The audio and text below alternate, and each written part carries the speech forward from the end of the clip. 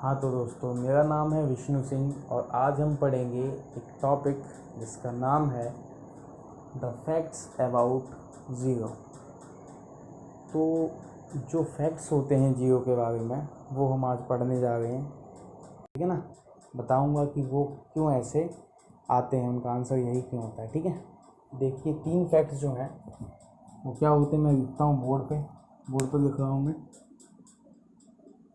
0/0 number 1। Second one is 1/0।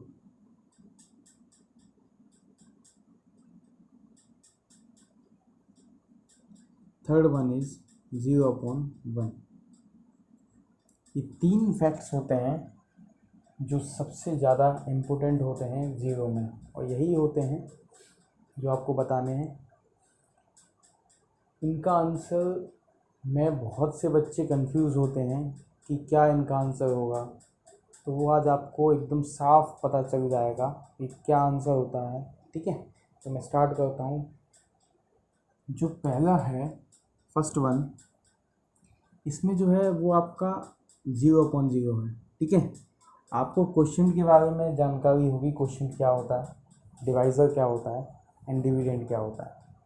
तो ये जो ऊपर है ये डिविडेंड है, जिससे हम डिवाइड कर रहे हैं, ये डिवाइज़र है, और जो आंसर आएगा वो क्वेश्चन होगा, ठीक है। तो हम मान लेते हैं कि क्वेश्चन क्या होगा, के होगा, ठीक है। तो हम मानते हैं कि क्वेश्चन क्या है, के है। अब के क्वेश्चन होते ही इसको अगर हम आगे मॉडिफाई करके थोड़ा सा देखते हैं तो ये हो जाएगा कुछ ऐसे। अब ये होने के बाद यहाँ पे हमें क्या चाहिए, क्वेश्चन ही तो चाहिए था ना, इसका आंसर क्या आएगा यही तो चाहिए था। तो इसको देखिए अब ध्यान से, इसको देखने के बाद आप देख सकते हैं, इसको देखने पे समझ सकते हैं कि के की वैल्यू यहाँ पे क्या होनी चाहिए, जिसका कि गुणा होने पे शून्य में आंसर क्या आ जाए, शून्य आ जाए। तो आप देख पा रहे हैं यहाँ पे कुछ भी रखिए आप, चाहे वो 1 हो, चाहे वो 2 हो, चाहे वो 3 हो, चाहे वो 4 हो, चाहे वो कुछ भी हो, ठीक है।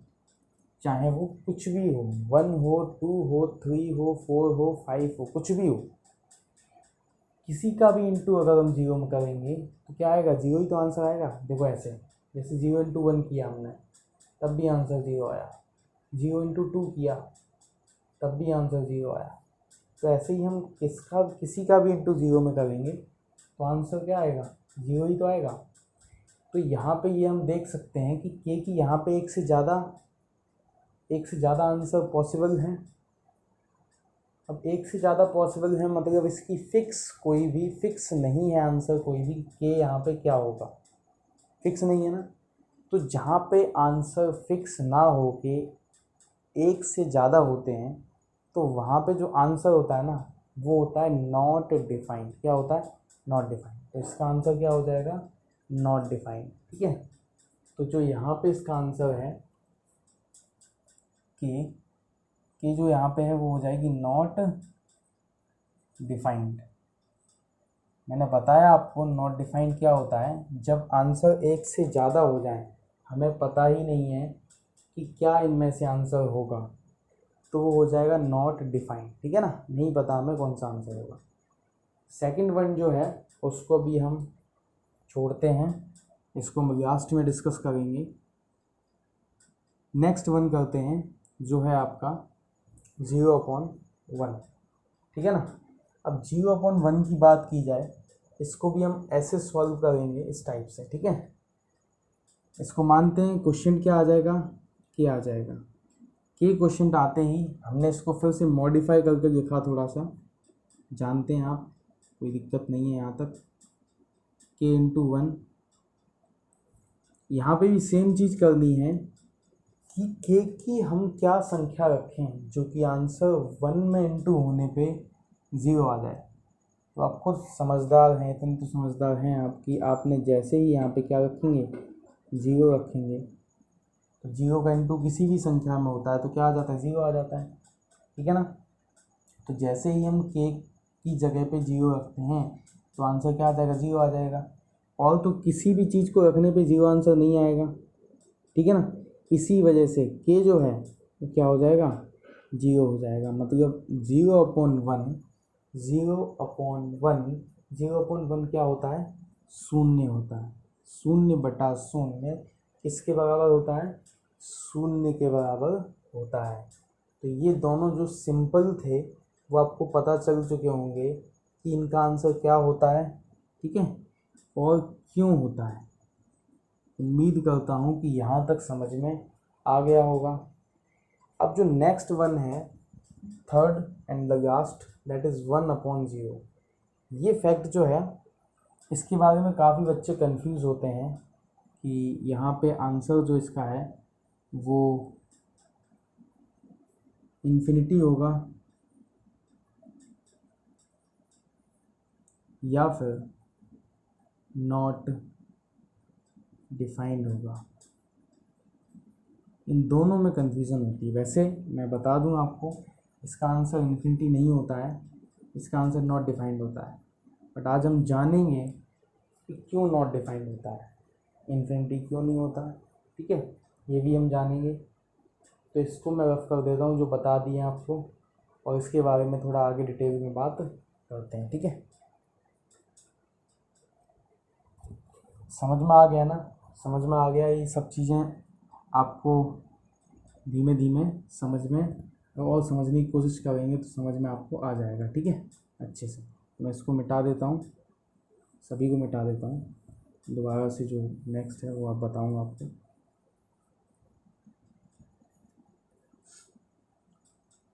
वन अपॉन ज़ीरो, इसका आंसर इन्फिनिटी भी होता है।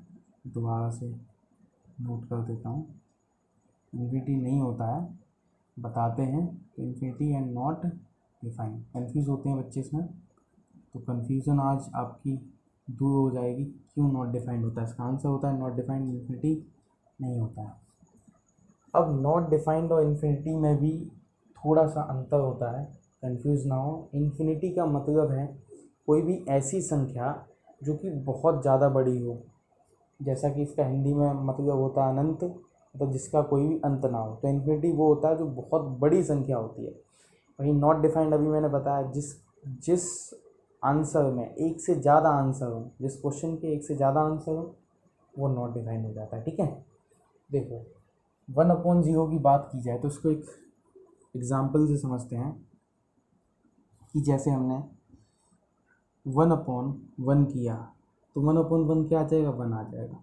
जैसे ही हमने इसके डिनोमिनेटर को घटाना स्टार्ट किया, 0.1 किया, तो इसका आंसर कितना आ जाएगा, 10।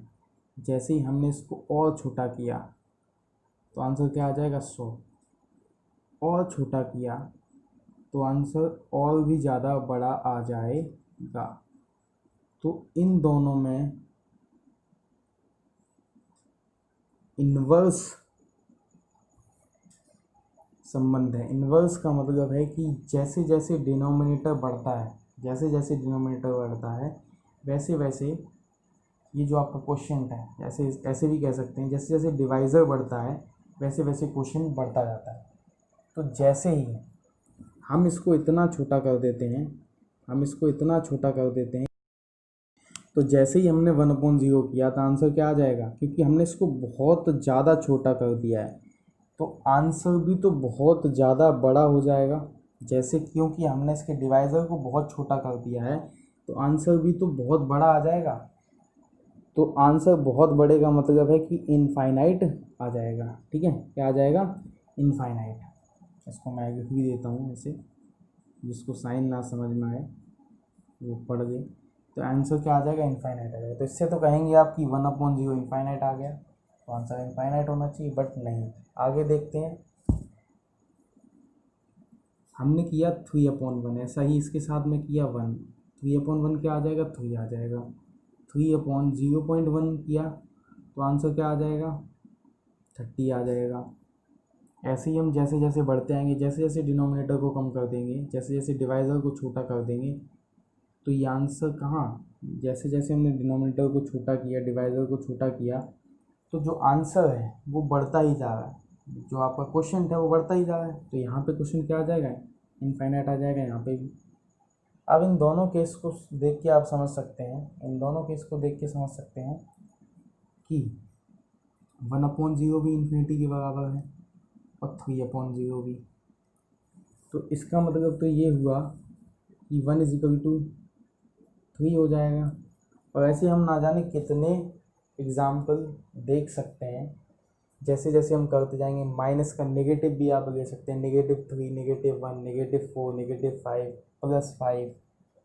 तो कोई भी संख्या आप लेंगे ना और उसको ऐसे एग्जाम्पल के थ्रू आगे बढ़ाएंगे तो आपको ये पता लगेगा कि सभी संख्याएं जो हैं वो बराबर हो जाएंगी। और सभी संख्याएं बराबर होने का मतलब है कि नंबर लाइन का कोई भी महत्व ही नहीं बचा। नंबर लाइन जो है वो एक ही पॉइंट पे आके सिमट गई। तो ऐसा होना संभव नहीं है। अब यहाँ पे आप देख रहे हैं इसी का ये 1/0 कहने का मतलब ये नहीं है कि 1 ही अपॉन 0 होगा। 1/0 कहने का मतलब है समथिंग अपॉन 0, ठीक है ना, समथिंग अपॉन 0। तो समथिंग अपॉन 0 जब भी हम करेंगे तो ये जो समथिंग अपॉन 0 है, ये इस केस को करते ही हम सभी नंबर्स को इक्वल कर बैठेंगे और जैसा होना संभव नहीं है। अब इससे क्या मालूम पड़ रहा है कि इसका देखो 1 भी आंसर है और इसके एक से ज़्यादा आंसर आ गए कि नहीं आ गए। यही 1 है, यही 3 है। ऐसे ही आप और एग्जाम्पल करोगे तो 4 आ जाएगा, ठीक है, 5 आ जाएगा, -3, -2। तो ऐसे आप जितनी भी संख्याएं करते जाएंगे आंसर बढ़ते ही जाएंगे। तो इससे यह मालूम पड़ता है कि इसके एक से ज़्यादा आंसर है और एक से ज़्यादा आंसर अगर होंगे तो क्या होगा, नॉट डिफाइंड होगा ना। मैंने अभी आपको बताया था जिसके एक से ज़्यादा आंसर होंगे वो नॉट डिफाइंड ही होगा। जो एक से ज़्यादा आंसर होते हैं वो केस नॉट डिफाइंड का होता है, ठीक है ना।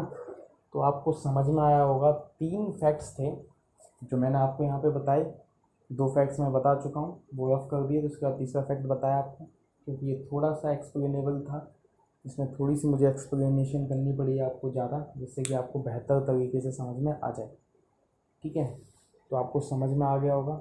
अगर वीडियो पसंद आई हो तो अंगूठे के बटन को दबाएं